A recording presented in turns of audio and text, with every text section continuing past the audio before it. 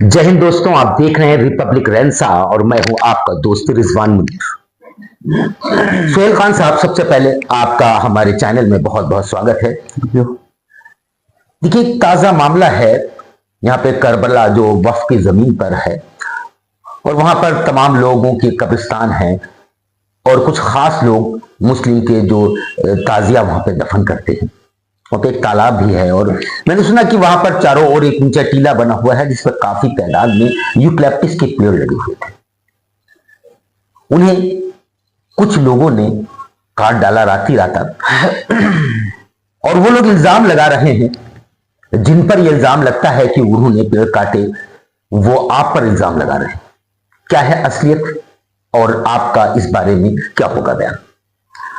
इसके बारे में बस ये मैं कहना चाह रहा हूँ कि जिस दिन 13 तारीख को ये पेड़ रात को इसको अंजाम दिया गया, उसकी सुबह मेरे भाई वहाँ जा रहा था हिंद हॉस्पिटल, तो उसको मालूम हुआ कि वहाँ पर करबला पर पेड़ कट रहे हैं। तो जैसे उसने हमको सूचना दी तो मौके पर हम गए वहाँ पर। तो मौके पर देखा तो वहाँ पर काफ़ी लोग लकड़कट्टे सब पेड़ काट रहे हैं बाई मशीनों से। तो जैसे वहां पर पहुंचा तो हमने पूछा कि आप पेड़ कैसे कटवा रहे हैं। एक लड़का छोटू नाम का है, ये मखदूमन पे रहता है शायद। तो उससे जब मैंने ये पूछा कि ये पेड़ कैसे कटवा रहे हैं आप, तो उसने कहा कि भाई साहब कटवा रहे हैं। तो हमने पूछा कि कौन से भाई साहब कटवा रहे हैं, नाम बताओ जरा उनका। तो उसने कहा कि ये सुहेल भाई। तो हमने कहा सुहेल भाई कौन? तो कहने लगे कि जो लकड़ी कटवाते हैं उन्होंने कटवाया है। हमने कहा ये किसके आदेश से पेड़ कट रहे हैं ये हमको बताइए आप। तो उसने ये हमसे बताया कि चेयरमैन इरशाद अहमद कमर के कहने से कट रहे हैं, सुहेल भाई को उन्होंने आदेश दिया। इल्जाम ये भी लगाया जा रहा है कि वो पेड़ आपने कटवाए, आपने मतलब आपके वालिद साहब नूर खान साहब और आपने इन पेड़ों को कटवाया। अगर हमारे वालिद साहब अगर पेड़ कटवाते या उसमें कोई हरकत करते तो ये सबको अंजाम मालूम हो जाता कि वो पेड़ कैसे कट रहे हैं सबको। मौजूदा चेयरमैन की तरफ से आप पर कई इल्जाम लगाए गए और इससे कबल वो आपको चचा कहते थे और आप उन्हें भतीजा कहते थे और आपके अल्फाजों में बहुत ही शफकत और मोहब्बत होती थी उनके लिए। क्या आज भी इस इतने बवाल होने के बाद भी उनके लिए आपके दिल में या दिल के किसी गोशे में मोहब्बत या शफकत बाकी रह गई है? पूरी तरीके से मोहब्बत बाकी रही है और बाकी रहेगी इंशाअल्लाह।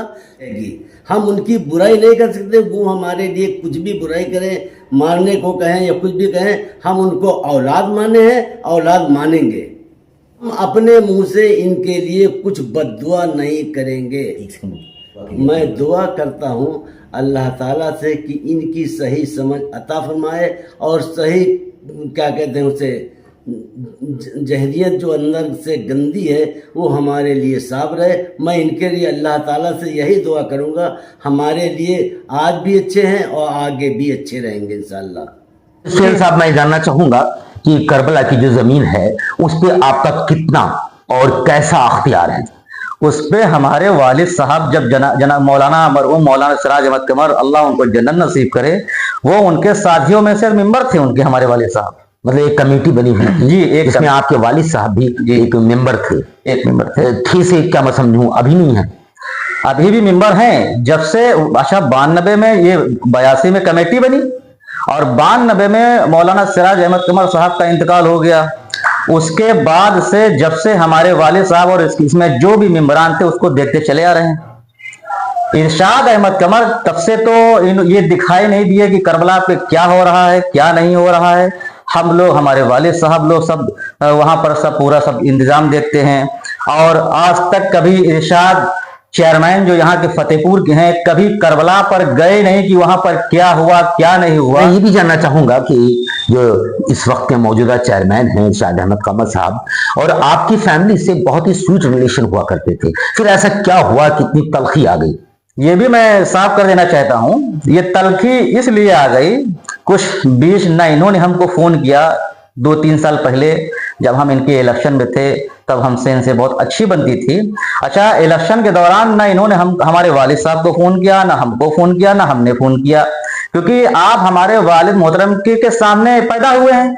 तो आपको तो वो फोन करेंगे नहीं, क्योंकि आप उनके औलाद के बराबर हैं, लड़के के बराबर हैं। आपको वो भतीजे कहते थे, तो आपको उलट कर उनको फोन करना कि चचा हम इलेक्शन लड़ रहे हैं, आप क्यों नहीं आए।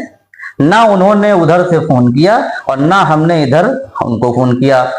ये लड़ाई सिर्फ इस बात की है कि जब ये इलेक्शन हुआ तो हम इनके साथ नहीं गए। इनको ये बात बहुत खराब लगी, नागवार गुजरी। हम एकराम चचा ये जो अध्यक्ष पद पर, एकराम भाई अध्यक्ष पद पर थे, लड़े थे, तो हमने इनका खुल के साथ दिया। मतलब ये सब जो हुआ है इसकी वजह पॉलिटिकल डिफरेंसेस है। जी, ये जिस टाइम ये पेड़ कट रहे थे उस टाइम हम गए वहां पर रोकने के लिए, हम और हमारे जो उसमें कमेटी में है शनि। तो उस टाइम वहां पर ये इजहार इरशाद चेयरमैन का भाई वहां पर मौजूद था, और वहां पर जब हमने प्रार्थना पत्र अपने सीओ साहब मैम को दिया और एसडीएम साहब को दिया, तो उन्होंने तुरंत संज्ञान लेकर करबला पर 2 सिपाही भेजे और मौके पर नायब वो कानूनगो साहब, तहसीलदार साहब और हमारा छोटा भाई तुरंत पहुंचे। वहां पर हम लोग जैसे हमने कहा कि लकड़ी कैसे कट रही है, तो ये इजहार उनसे बदजबानी करने लगा कानूनगो साहब से कि आप ये कैसे लकड़ी ट्राली से उतरवा रहे हैं। तो कानूनगो से जब वो झड़प करने लगा तो कानूनगो साहब ने उसे डांटा कि ऐसा है, हमको आदेश मिला है एसडीएम साहब का, आप हमसे न उलझिए, आप जाके एसडीएम साहब से डायरेक्ट बात करिए। खान साहब, आप दावा करते हैं कि उस पर आपका हक बनता था, फिर क्या वजह थी कि आपने ये वहां पर रिपोर्ट नहीं की, इस बात की दरखास्त नहीं दी थाने में, और एक दूसरा पर्सन जो आपने भी जिक्र किया शनि नाम का, उसने किया, ऐसा क्यों? शनि हमारे कमेटी का सेक्रेटरी है, नायब सदर है। खान साहब, आपके वालिद साहब पर एक इल्जाम और लग रहा है। चेयरमैन साहब कहते हैं कि उन्हें कुछ खास लोगों से जान का खतरा है, जिसमें आपकी फैमिली भी शामिल है। इस बारे में क्या ख्याल है? 20 साल से हम इनके साथ में थे, इरशाद अहमद कमर के साथ में। कभी इनको हमसे, कभी हमारे वालिद साहब से कभी खतरा नहीं रहा। फिर अभी ऐसा कहने की वजह है? उसकी वजह मैं बता रहा हूँ। उसकी वजह ये है कि हमने इनका साथ नहीं दिया, इसलिए खतरा है। और मैं एक बात ये क्लियर कर दूं कि सन 2013 में जब कमेटी बनी तो क्या इरशाद अहमद के साथ में हमारे वालिद साहब उसमें मेंबर थे, नहीं थे? इस वक्त का अहम सवाल यह है कि जो आप पर इल्जाम लग रहे हैं, क्या आप उनका खंडन करते हैं? मैंने इसकी प्रार्थना पत्र हमने इसको दे दिया है।